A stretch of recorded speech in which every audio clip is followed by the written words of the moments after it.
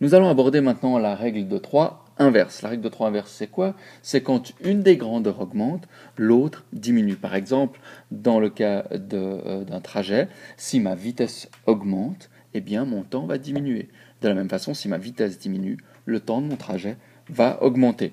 Alors, prenons le cas d'un trajet de 60 km que j'effectue en une demi-heure, à savoir que je roule à 120 km/h de moyenne.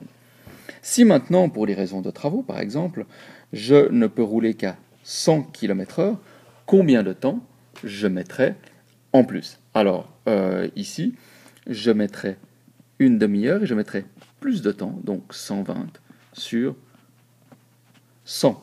Si je simplifie mon rapport ici, divisé par 10, donc c'est égal à 6 divisé par 10, ce qui est égal à 0,6 heures.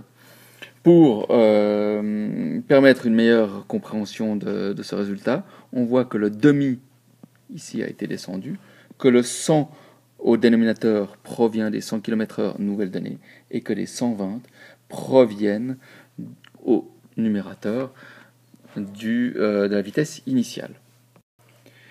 Et afin de savoir combien font 0,6 heures, eh bien, on peut utiliser également une règle de 3.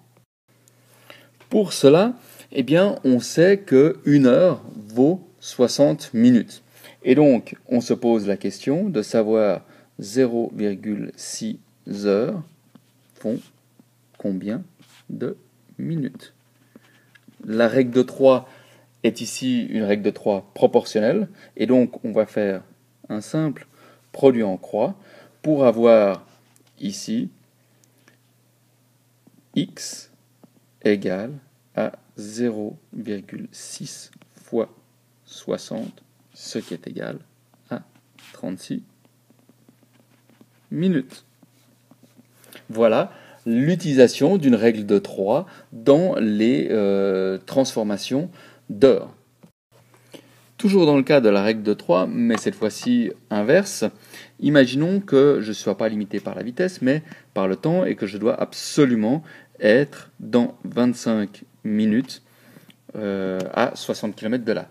Quelle vitesse je devrais avoir pour être à l'heure? Eh bien, comme nous l'avons fait tout à l'heure, 120 est descendu, hein, c'est ce chiffre qui est ici que je descends, et je mettrai donc j'aurai donc une vitesse plus rapide puisque je mettrai moins de temps.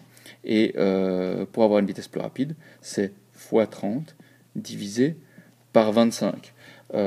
Si je divise par 5, 6, ça fait 12 sur 10, ce qui est égal à 120 fois 1,2, ce qui est égal à 144 km par heure.